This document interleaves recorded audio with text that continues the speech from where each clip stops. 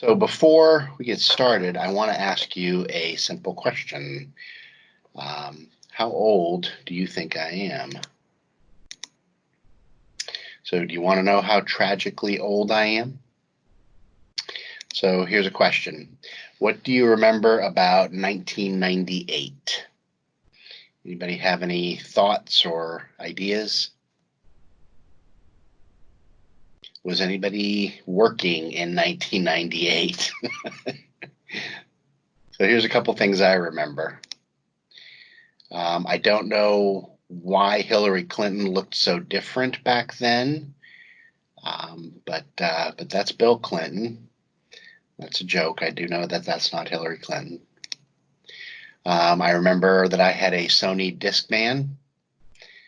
That was how we carted our music around. That was even before Dave Totten's Zune and the iPods, right? And maybe you remember this guy, Michael Jordan. So he was at the peak of his skill set. And then that company got started in 1998. So it's not all that long ago, but at times it feels like that. Does anybody remember any of those things? Presumably somebody does. I can't be the oldest person in the entire building. Anyway, I'm not going to worry about that. One of the other things that I remember from 1998 is this situation. And this situation is, let me turn off the subtitles so I can, there we go. This is when we had Novell networks, and Windows NT was just coming to the forefront. Anybody remember that time period? Anybody work on a Novell network? Nobody? All right. So I worked on a Novell network. It was back in the day. It was Novell 4.1 NetWare, 4.11, and then we did an upgrade to 4.12, and then my boss said, guess what? We're going to Windows 2000. And I said, well, what's that? And we started doing the migration to Active Directory. So during that time, it was actually kind of an interesting time because that was when I first started getting interested in security. And at the time, I thought that I had a pretty darn good password. So some of you may remember where this comes from. I thought it was a really good password because it had the numbers, it had multiple characters, and I thought for sure nobody was going to guess it. Does anybody remember where this comes from? It's from a TV show. Nobody? X-Files, right? Oh, okay, there we go. Yeah. So I thought that was completely unguessable. I thought it was perfectly safe, and this was in 1998. What's interesting is that on July 16th of 1998, CERT reported an incident where an attacker had found 186,000 encrypted passwords, and at the time that the attack was discovered, 47,000 of those passwords had already been cracked. So it's entirely possible that my super secure password was already cracked. It looks like I lost everybody. Can you guys hear me still? Yes, I can hear you. Okay. Yep. Okay. The meeting just kind of went blank on me, so I thought it looked like everybody vanished. Okay. So Trustno1 was my password. Now let's fast forward 15 years to the year 2013. And by this point, I was presumably a little bit smarter about security and passwords. By this point, I was already working at Microsoft. And so I was kind of curious. And so I went to Pastebin, and I got this kind of goofy. There we go. You can kind of see there. Pastebin is a good place to find password lists if you ever need to do like some kind of a password cracking tool, or just do password verification against users. There's places where you can get tens of thousands of passwords. And right there at number 9 was my uncrackable password, Trustno1. So that was kind of disheartening for me. And for those of you that have ever been out to, there's a website called informationisbeautiful.net. And what they do is build word clouds. So they build word clouds around different topics that come up in the news, for example, right? So there's probably a word cloud around COVID-19 now, and there's probably word clouds for how many times Trump says fake news or something like that, right? They build these word clouds, and they built one for the most popular passwords that have been cracked. And sure enough, there's my Trustno1. So you can probably, a lot of these are easily guessable passwords. Anybody want to take a guess what that is? I'm sure somebody knows.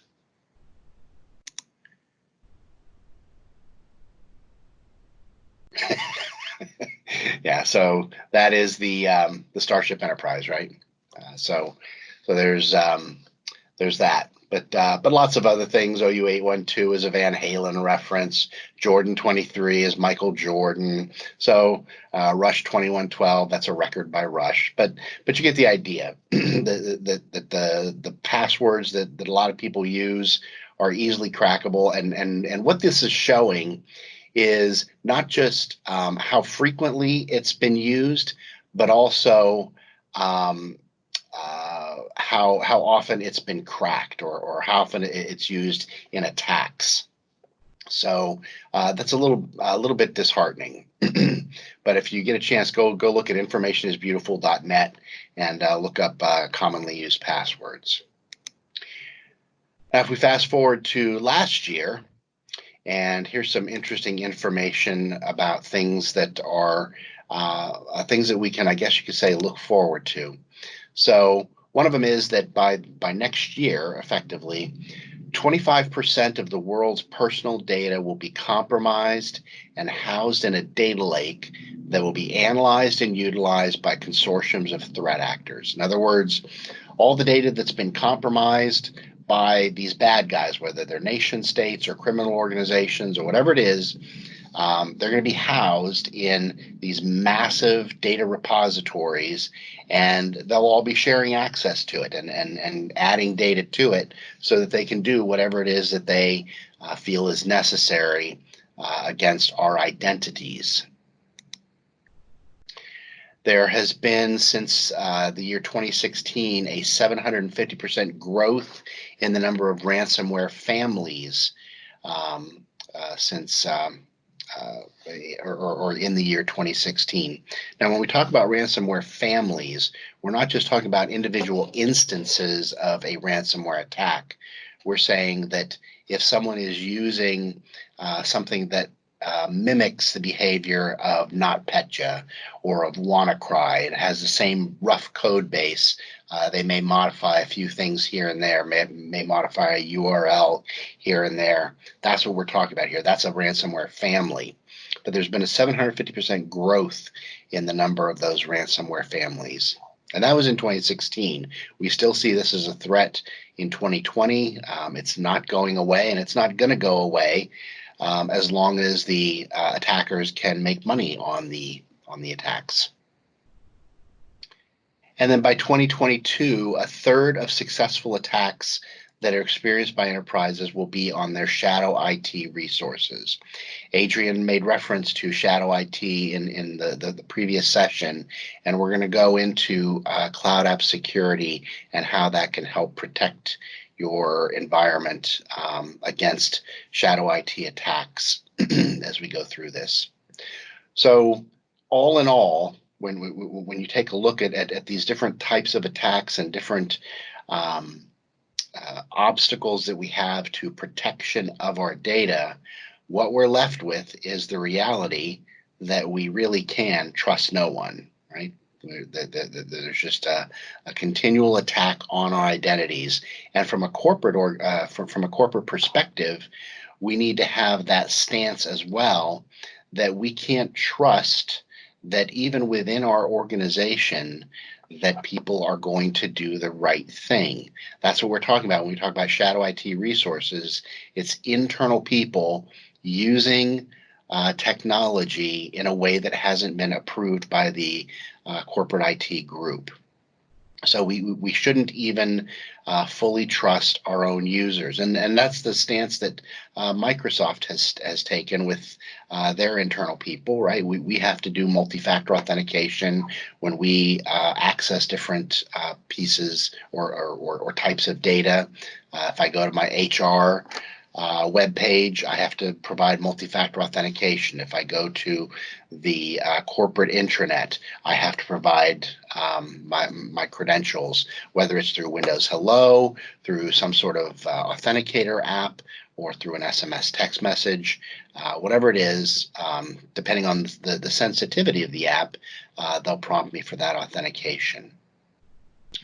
So let me stop right there and ask some questions. So how many of you are seeing conditional access as being a driver in your organizations? Are you looking at conditional access types of controls in your orgs?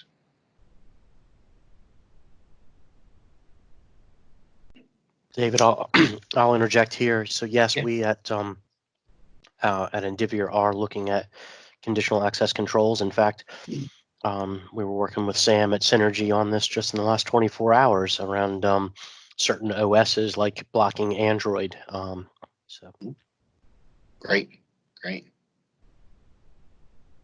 What else? Anybody else want to come off mute?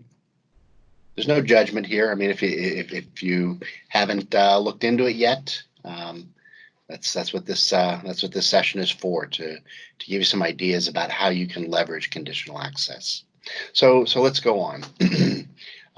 This kind of again dovetails with what Adrian was mentioning earlier, the idea of castles, right? So security used to be pretty simple. There was a wall out front, that was our firewall, and everything behind that we considered safe and the trusted network, and everything outside the wall was an untrusted network.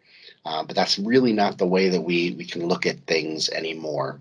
Microsoft has this concept of zero trust. If you go to aka.ms/zero trust, the principles behind this are outlined, and what Microsoft is doing to implement zero trust. Now, this isn't a concept that Microsoft came up with. Google has their own idea of how to implement zero trust, and take it with a grain of salt. I do work for Microsoft, but if you look at the way that they implement zero trust, it's actually a fairly complicated pattern that they create. Whereas if you look at the conditional access methodology that you can use with Azure Active Directory and Cloud App Security, for example, it's fairly understandable and fairly easy to implement, and I'll show you what that looks like on my demo tenant. So what does zero trust actually mean? What it means is that we're taking a look at the device that you're on.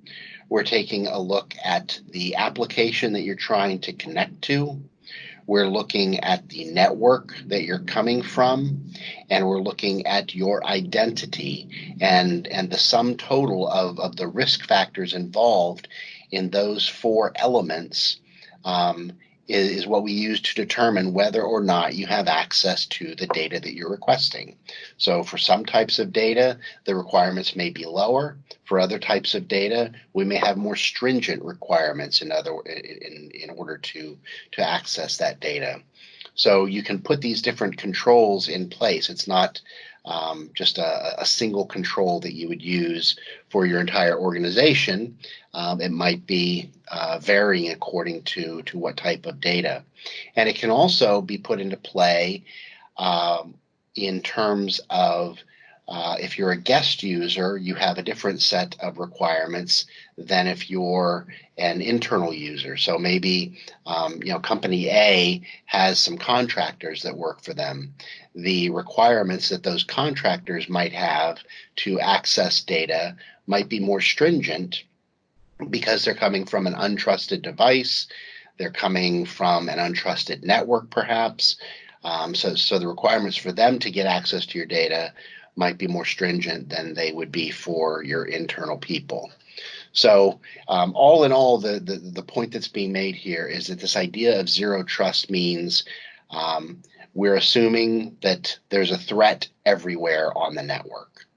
It may not be a large threat, but we have to protect the data no matter who's trying to access it. And that's what conditional access is all about.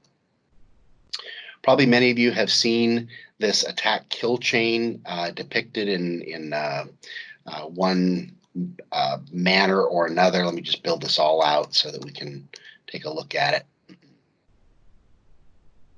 The idea behind this this kill chain, let me get my little light thing. Okay, so in most cases, when an attacker attempts to compromise your environment, what is the easiest way for them to break in? Is the easiest way for them to break in to compromise your firewall and figure out a way to break through some obscure port and compromise a 0 day? Is that the way that they usually compromise your user identities? What do you think?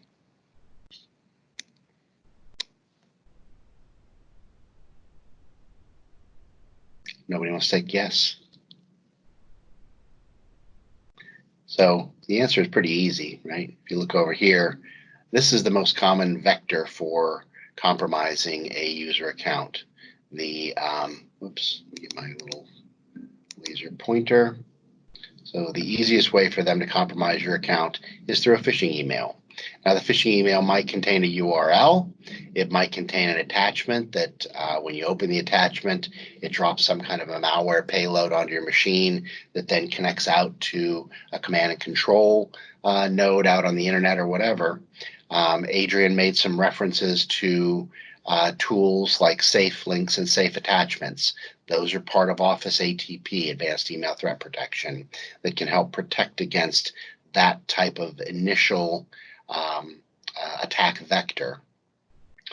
There's also the possibility that a user could send, or an attacker could send you to a location where they compromise your credentials, or they could just try to brute force your account or use stolen account credentials from Payspin. They could go grab a whole bunch of passwords on Payspin and just try to go through your Outlook web access and try to break in using those account credentials that are known and published.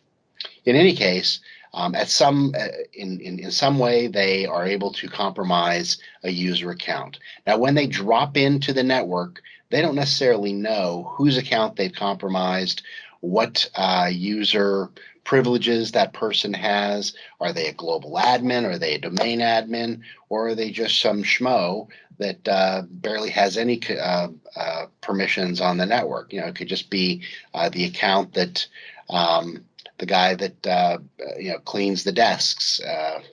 He's got an account that he can access email. It doesn't really matter. As long as they get some foothold into the network, there are ways that they can pivot. They can make these lateral movements. Adrian mentioned one of those, where if you've logged into a workstation as an admin and those credentials are stored on that machine, they can reuse those credentials and escalate their privileges. That's really the idea behind some of these things that have already been discussed. Azure AD Identity Protection, Azure AD Privilege Identity Management. All these things are watching for the behavior of attackers on the network. We know what these things look like. We know what a pass the hash attack looks like. We know what a golden ticket attack looks like. We know what DC shadowing looks like. And so we can track when these behaviors or these attacks are taking place on your network and alert you to them. So we've kind of already talked through the first set of protections that you have in the kill chain. And what we're going to talk about now is cloud app security, and to a lesser extent, we're going to talk about some of the Azure AD tools that can help you implement conditional access. So at a broad level, there's three concepts that we need to understand in order to secure our identities and to secure our networks. The first is that it all starts and ends with identity. Identity has to be the first thing that's secured, and it has to be the thing that's secured the most effectively. The second principle is to assume that all your resources are on the open internet. In other words, secure them as if all of them were out on the internet. Now, this might look like a misspelling. It says intent. You might think that that's a misspelling of the word internet, but it's really not. What this is illustrating is trying to determine not only who is trying to access your data, what device they're accessing it from, but also what is their intent. In other words, how are they trying to access this information? So the combination of these things is what will help drive or define what conditional access looks like for a given user. And then the last one is never trust, always verify. In other words, trust no one. So like I mentioned, even within Microsoft, they validate my access. They validate everybody's access to different resources. We can't assume that our users are not compromised in some way, whether because they are malicious, they've got a grudge, or because someone has compromised their credentials. We have to validate and verify that people are allowed to access the data that they're requesting access to.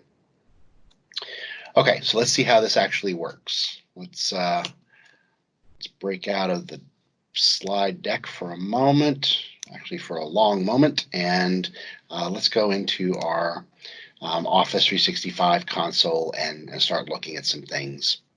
So this is my M365 environment. And what I'm going to do is first go to my admin console, and from there I go over to Azure Active Directory. Okay, so Azure Active Directory, obviously you've got your user accounts and groups and so on, and you've got the ability to configure password policies and so on. But what we're going to look at here for a few moments is Azure AD Conditional Access. And I've just created a shortcut here so it's easy to get to. Now, the Azure AD Conditional Access that we're going to set up is going to be fairly simple. So there's a couple things that you can do. So in this case, what I've set up here is, you remember Adrian mentioned the idea of allowing guest users in teams. And so what I'm going to say is, okay, I'm going to allow guest users to access my team's environment, but when they come in, I'm going to force them to use multi-factor authentication, and I'm going to force them to accept my terms and conditions of network use, so the terms of use. Okay, so if we take a look at how this is set up, it's very easy, right? So I give it a name. I define who the users are that I want this policy to apply to. In this case, I've said I'm going to define who the users are, and I'm going to say that they're guest and external users. Adrian made reference to directory roles, so you can actually implement MFA or some type of conditional access on directory roles as well. So not not necessarily a named human, but what role do they have? Whether it's a temporary role or a permanent role. We want to make sure that we're blocking. So I've said I'm going to allow my guest and external users. They're the ones that are going to be impacted by this policy. I go to the cloud applications or actions, and I say, these are the apps that I want to apply this control to. So if I go here, I can go and it'll show me all the different applications that are associated with my Azure AD tenant. And you notice that I can implement this MFA for third-party applications as well, as long as the authentication is flowing through Azure AD or the application is associated with my tenant in some way, I can control that access. Okay, so I go through here and I define which applications I want to control. And in this case, what I've set up is Microsoft Teams. I can also control user actions, right? So I can force them to register their security information, but I'm going to leave it at Teams. And then I apply conditions to this policy. So I look at sign-in risk. So what I'm going to do here is say, if when a person signs in, the risk level for that user is defined to be high, then I want to implement this policy. So this is all additive, right? So they have to be a guest or external user. They have to be accessing Teams, and the risk level for them to log in has to be high, right? So we're kind of layering the conditions for this conditional access policy to apply.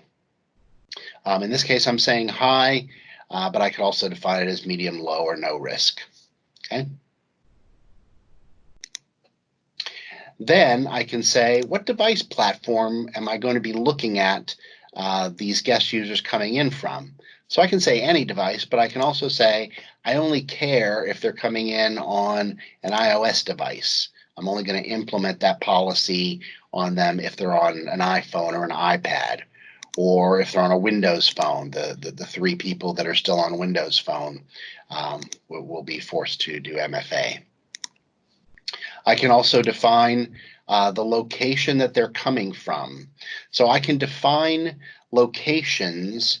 So if they're coming from a particular, let's see if I can, I have to go define the location. But I can say if they're coming from this particular country, then I'm going to force them to do MFA, because I don't typically expect people to be coming from Afghanistan or from the Congo or whatever. You can say that these groups of countries are ones that I don't necessarily trust.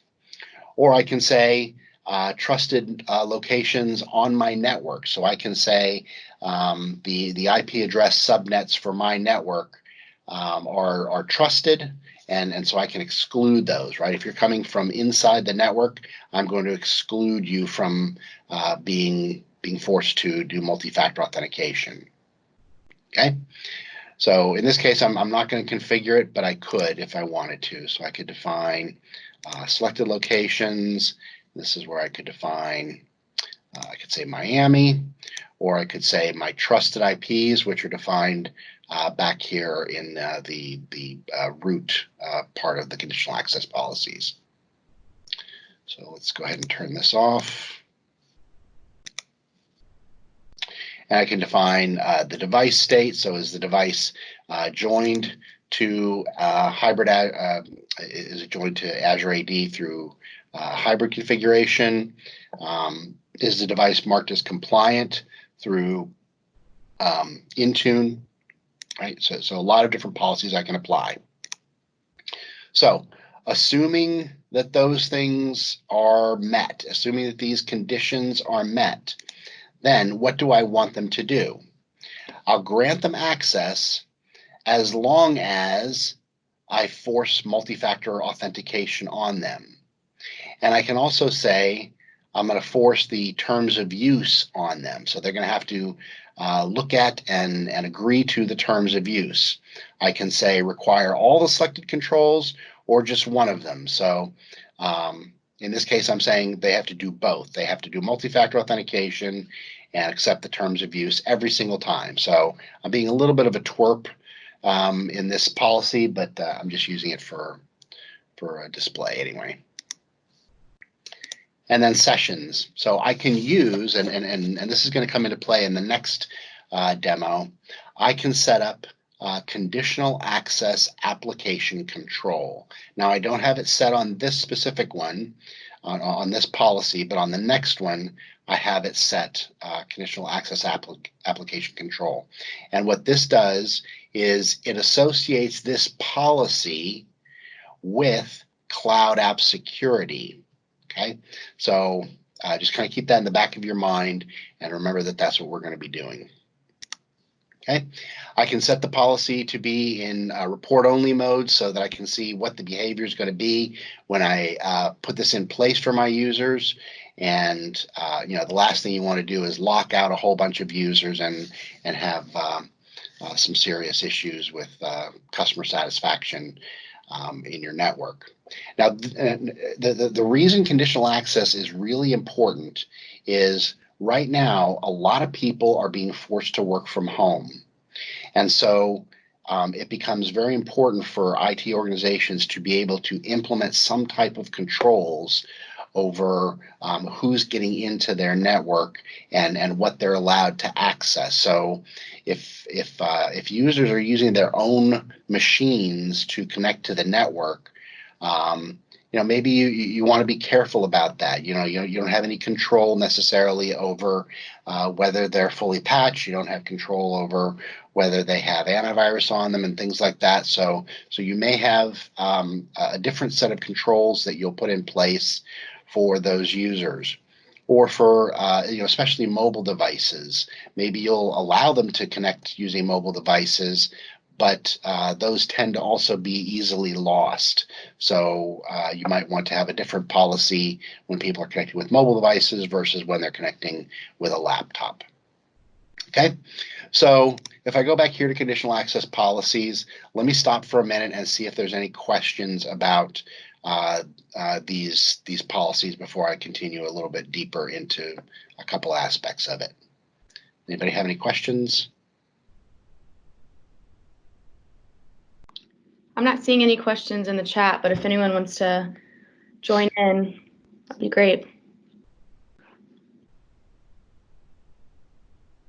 Okay, so you remember I mentioned named locations. So named locations is just you're defining some named areas, right? So it might be this IP range, right? If people are within this IP range, then I'm going to mark that as a trusted location. Or I can say if they're coming from Afghanistan, then I'm not going to trust them, right? So you can define those as trusted or untrusted regions or IP addresses and so on. I can also, as I mentioned, apply terms of use. So if I go in here and look at the terms of use that are defined here, you can upload a document. And you can force, in this instance, what I've done is I require my users to expand the terms of use and require them to consent on every device. The consent expires on a regular basis, so it expires on a monthly basis. So every 30 days, they have to go in and accept the terms of use. And in order to do that, they have to actually open the document and scroll all the way to the bottom. So you have the ability to apply that terms of use to this conditional access. All right, so let's go back to the other policy that I wanted to show you, and then I'll demo it real quick. So I've set up a session control for Teams. So session control applies to web browsers.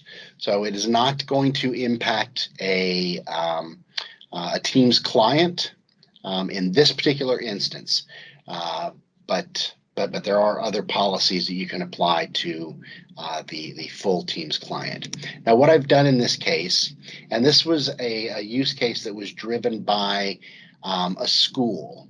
So schools very often have requirements for monitoring communication between students and teachers. And so, for example, not to be insensitive, but in some cases they have to watch for things like suicide or kill or things that indicate a threat to either the student themselves or to others. And so they have to implement some way of tracking whether students are using those terms in their communications on the Microsoft tools. So what I've done here is apply the session control to all users. I'm looking at Microsoft Teams again, right? And all I've defined here is use conditional access application control, okay? So you remember that this was kind of moved down a little bit, but what I'm doing is I'm using a custom policy in this case. Okay, so where does this actually get applied? So what happens here is, again, this is only affecting web traffic to Teams. So if I go to my Cloud App Security,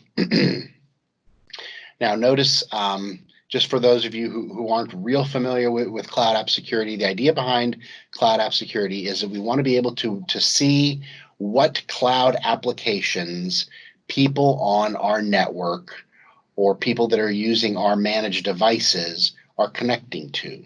So for the demo that I've got here, I've connected my G Suite tenant to Cloud App Security. I've connected my Amazon AWS account to Cloud App Security. I've got a Dropbox instance connected to Cloud App Security. So what's happening, Salesforce. So what's happening is whenever I try to get to those applications, Cloud App Security is watching, and because we have visibility through the APIs that these vendors have made available to us, they're watching to see what I do on those products. So if I connected G Suite and I start moving data around, or I move a document with personally identifiable information on it into G Suite, I can monitor that and I can track it. If I go into AWS, for example, and I start deleting VMs, whoops, didn't mean to do that. If I start deleting VMs, I guess just needed to refresh. Then the API, so CloudTrail, which is AWS's audit log, CloudTrail will track that I started deleting machines, and it will send the alert here through Cloud App Security, and I'll be able to see who was taking that action. Okay, so we were talking about conditional access. Now, conditional access, if I go here to investigate and look at my connected applications, this shows the applications that I have connected to Cloud App Security, and it matches the ones that I just went over there with you. So G Suite, Dropbox, AWS, Salesforce, and so on. So this shows the applications that have been linked to my Cloud App Security. This is corporate installations of these things. So for example, this isn't looking at my personal Gmail. It's looking at a corporate install of G Suite. So it's looking at my Google Drive, it's looking at my Gmail, it's looking at all the bells and whistles that come with G Suite, but it's not looking at my personal data. Same thing with Dropbox, same thing with AWS, same thing with Salesforce. It's looking at the corporate managed installation of those products. But if you notice up here, I've got conditional access application control apps, which matches what we were looking at here, conditional access app control, okay? So here's the link between the Azure AD conditional access and Cloud App Security, okay? So what this is showing is down here, I'm connected using Microsoft Teams. So Cloud App Security is going to implement policies based on the conditional access controls that I defined in Azure Active Directory. Okay, so let's take a look at what those policies would look like, right? And that's what's being defined here. It's doing session control. It's also doing it for these other products as well. So I can implement session control for Exchange or OneDrive or SharePoint or whatever. But what I'm going to do is go in and look at the policies that can be defined for Teams that will define conditional access for Teams. If I go into Control and look at policies, and I'm going to look at the type of control is a session policy. Okay, so I've only got one here, and what I've created this policy to do is block the sending of messages based on real-time content inspection. So if I open up this policy, I say this is a high severity policy. It has to do with data loss prevention, but I could call it whatever I want, right? So it could be configuration or threat detection or whatever. And then what do I want to do when this policy is met? So what does this policy apply to? First of all, it has to apply when the activity is sending a Teams message using Microsoft Teams. Now, this might be redundant. I might not need this line, but I have it there anyway. So I probably will test just taking that line out. But then what happens? Remember, we talked about content inspection, right? So the content inspection is enabled, and what it's doing is looking for text that matches this expression. So I've said coronavirus, right? So if somebody sends a message in Teams and it has the word coronavirus, it's going to match this custom expression. And then what do I want to do? I can either just send a test, just monitor, or I can block it. So I can notify the user by email, or I can create a customized block message that says that's not an allowed word. I can create alerts. I can send the alert as an email. And I can also do some pretty interesting things with Power Automate. And I'll show you some things that can be done in the next session when we talk about Microsoft Defender. But for now, what I'm looking for is anytime someone in Teams uses the word coronavirus, then that user should be blocked, or that action should be blocked, and they should get a customized block message. So let's take a look. I go in to a different user. So I'm logged in here as Isaiah rather than Megan. But I say to Megan, I think I have the coronavirus. Come over to my desk and check. Okay, and I misspelled coronavirus, so that would not have caught. Okay, so again, what we're expecting to happen is that message would be blocked. So I send the message, and right away I get the message that this is not an allowed word. It's blocked because of my organization's security policy. What it's going to do is it kind of has to time out. So it's going to fail one more time, and then I have the option of actually deleting the message. Megan, if we go to Megan's account, right? So nothing has been received on her side, right? She hasn't received that message. It hasn't been something that if you're blocking those keywords, she hasn't been exposed to those keywords in this instance. Let's go back and see what's happening. All right, so it showed fail again, and now it should fully fail, and I'll be able to delete the message and change what I do there. So that's conditional access in one of its most simple forms, right? So I'm just applying this conditional access application control policy, but as I showed earlier, I could apply a very similar policy to my guest users or to external users. So going back here, we're in Cloud App Security. We've seen that it did block the message, but we're also expecting it to create an alert every time it matches an event with that policy severity. So let's go to the alerts and see if it threw an alert for us. And there we go. So right now it is so it depends on the time zone I'm in. Let me see if it might take a second for it to get the most current one. I did this a few minutes ago, but what this shows is that I was just testing, but it shows that it was blocking this message based on the real-time content inspection. And I get some good information here. So the item was sent from the user named Isaiah. He sent it using Teams. His IP address when he was sending was this. What was his location? So it's showing that he came from Virginia, Bristow, which is the Microsoft data center. What machine was I on? I was on a PC running Windows 10 and Edge Chromium. So that's what I was running here. I was running Edge. And it tells me the date and time and all that good stuff. So I get some good information that I can then go back to the user and say, hey, don't do that. So I get some pretty good alerts in here.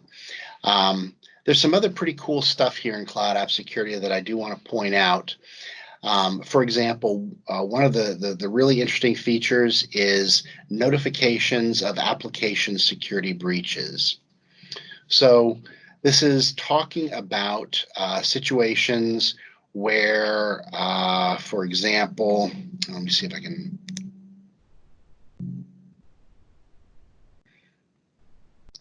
These aren't necessarily valid ones. These are activities that I performed, but what this will sometimes show is, for example, if you have an application that is being used on your network, and there's a publicly there's a publicized application security breach, we will give you notification of that. We'll tell you which users have been using that application, when the last time was that they used it, and then if they need to, if you need to take an action on that, then you have the information you need to perform some security controls. Also get a lot of good information about activity, like in this case from an infrequent country.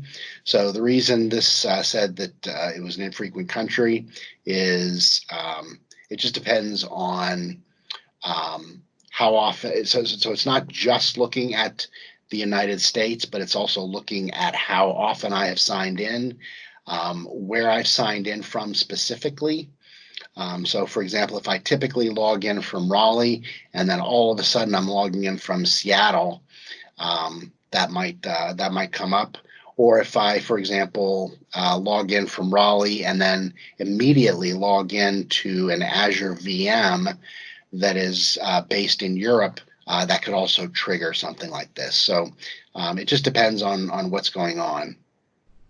You notice down here that I logged in from South Africa. I was down there talking to some people about security and Teams, and so it detected that as being an unusual behavior, and it tells me what applications were used to connect using that user's credentials.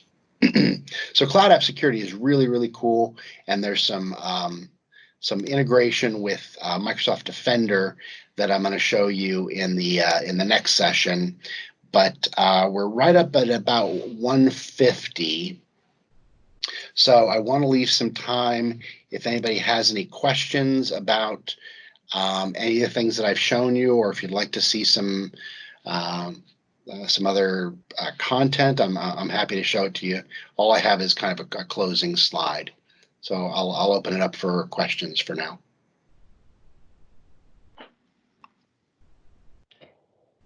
Hey, David, this is Ro, in case anyone else doesn't jump in. I'm curious, What you're seeing around, so companies have enacted conditional access policies, and now we've got all this work from home stuff happening. Mhm. Anything from a Microsoft perspective around access being blocked because people are working from places that they haven't been working from before, or that are maybe potentially blocked or not on corporate domains or anything like that? I didn't quite get all the question. Part of it kind of skipped out. All right. So we've got all these people kind of all around the world that are now working from home that weren't before. And in some cases, companies maybe have enacted conditional access policies that behavior would seem new now. Are you seeing anything around people being blocked that maybe shouldn't be? Um, I haven't heard of any issues like that. I'm sure it could have happened, but really, what it would come down to, what locations are you defining as trusted, versus which ones you're going to block people from coming from. The ones that would block people from accessing from outside the corporate network might be like defense contractors or things like that. And in that case, I'm not sure that they would necessarily change their policies, um, to accommodate that, but that would just be something where they'd have to go into the conditional access policy and modify what they consider trusted locations. I would think that'd be a little on the risky side, given the challenges around that, because you'd have to define what the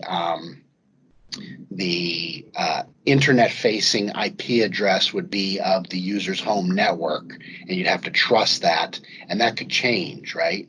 So unless a person has a statically defined IP address, that can change if the router reboots or something like that. So I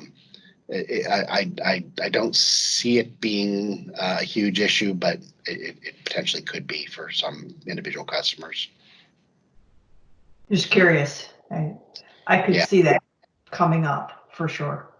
Yeah, I think probably one of the most logical things for an organization to do would be to implement fairly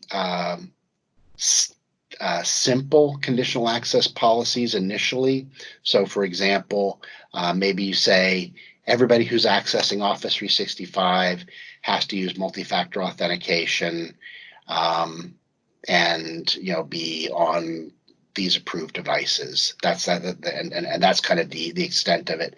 And then as it becomes more apparent which applications people need access to and how they're going to get access to it, just kind of build on that, rather than trying to implement a big gigantic bunch of policies and breaking everything. When we really need everything to work right now. Right. Yeah. Yep. Yeah. There's also, for those of you that are curious, there's a what if, right? So if I implement this policy on, Megan Bowen, and she's accessing Teams,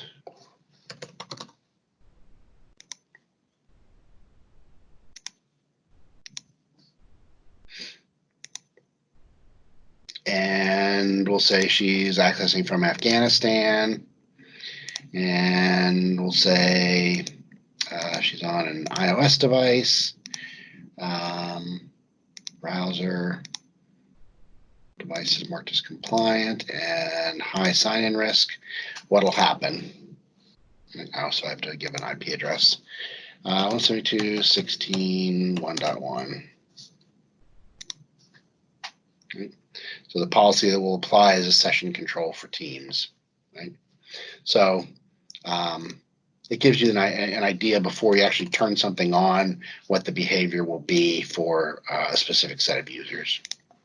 So it's kind of useful. Any other questions for David? All right. Well, thank you so much, David. This is awesome. Super helpful. We appreciate your time. Yep. The last point is protect your identities. And oops. Arg. If only I knew how to use this. Anyway, trust no one. That's the point. No one. All right. Thank you again, David.